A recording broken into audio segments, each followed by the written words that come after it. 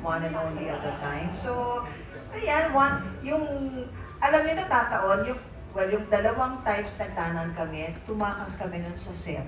Nasa shooting kami nun. Tapos bigla na lang kami sumegoy, papunta na ng Antipolo.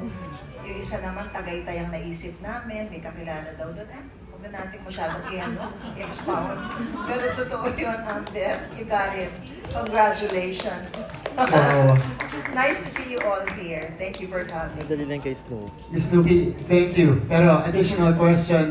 Okay, ikaw naman, katulad ng mga tanong natin dito sa kabila kanina, meron ka bang gustong magaya doon naman kay Miss Jackie Lou Blanco pag nasa set siya? Marami.